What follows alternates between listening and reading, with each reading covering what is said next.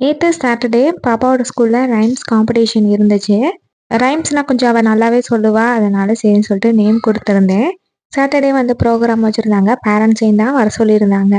மார்னிங்னா ஒரு 9:00 கிளம்பி போயிருந்தோம். ஃபர்ஸ்ட் ப்ரீகேஜி முடிச்சுட்டு அடுத்து எல்கேஜியை கூப்பிட்டுருந்தாங்க. எப்படி சொல்லுவாளோன்னு தெரியாம இருந்தேன். அதுக்கப்புறம் சூப்பரா வந்து சொல்லிட்டா. என்ன ரைம் சொல்ல போறோமோ அந்த காஸ்டியூம்ல வர சொல்லியிருந்தாங்க. நான் வீட்டில் இருக்க ட்ரெஸ்ஸை தான் போட்டு விட்டேன். ஒவ்வொரு குழந்தைங்களும் அதுக்கேற்ற மாதிரி போட்டு வந்திருந்தாங்க.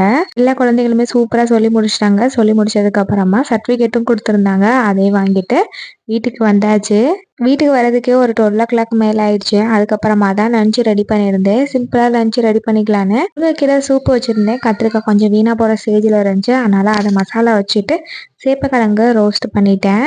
ஒரு சைடு குக்கரை வேக வச்சுட்டு இன்னொரு சைடு பாத்திரம் எதுவுமே விளக்காம இருந்துச்சு. அதையுமே விளக்கி வச்சுட்டு சேப்பக்கிழங்கு வெந்ததுக்கு அப்புறமா அதுக்கும் நல்ல மசாலாலாம் போட்டு ஃப்ரை பண்ணி எடுத்தாச்சு. லஞ்ச் வந்து டக் டக்குன்னு ஒரு 1/2 அன் ஹவர்ல எல்லாத்தையுமே ரெடி பண்ணியாச்சு. நாளைக்கு வீடியோல பார்க்கலாம்.